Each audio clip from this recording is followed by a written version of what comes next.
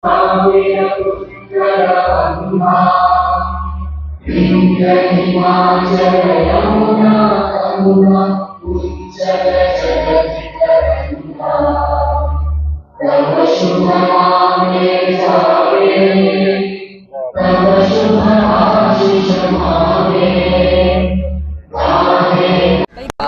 देश का अपमान हुआ है, राष्ट्रगान का अपमान हुआ है। अब बिहार के शर्मसार किए, देश के शर्मसार करने क्या मांग करेंगे मैडम? अगर दिमागी उनका ठीक नहीं है,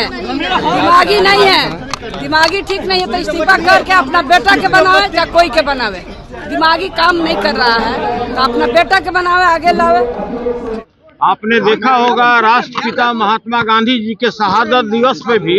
जिस तरह गोडसे के लिए माननीय मुख्यमंत्री जी थपड़ी बजा रहे थे, आपको उसी दिन समझ लेना चाहिए था कि अब माननीय मुख्यमंत्री जी की मानसिक स्थिति कैसी है। आपको उसी दिन समझ लेना चाहिए था कि जब विधानमंडल के दोनों सदन में जो उन्होंने महिलाओं के बारे में हम लोगों को अलौकिक ज्ञान दिया था, उस दिन आपको समझ लेना चाहिए था कि अभी उनकी मानसिक स्थिति कैसी है। आपको उस दिन समझ लेना चाहिए था कि जो भारतीय जनता पार्टी के बड़े बड़े कद्दावर नेता जिस तरह से लगातार बोल रहे थे कि आज माननीय मुख्यमंत्री जी की जो मानसिक स्थिति है बिल्कुल सही नहीं है और उनको किसी आरोग्यशाला में भर्ती करा देना चाहिए। तो देखिए,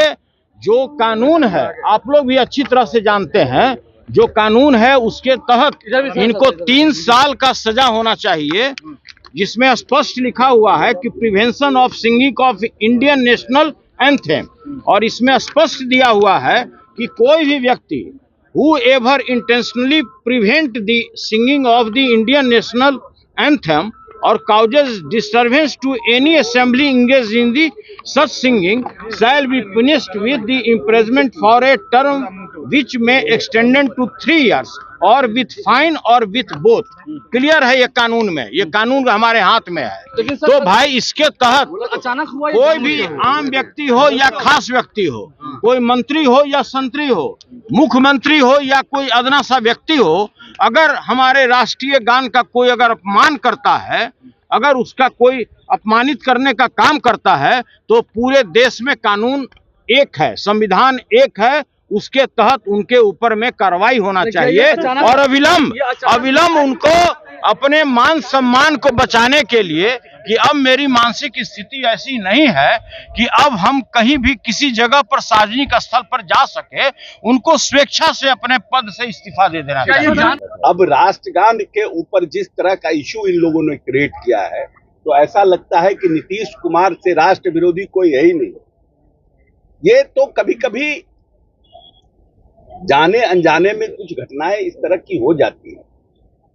जिसका आदमी, ये बात सत्य है कि नीतीश कुमार के लिए और नीतीश कुमार जैसे नेता के लिए अगर जिस शब्दों का ये लोग प्रयोग विपक्ष कर रहा है, ये खुद जिसके थाली में 75 तो छेद है,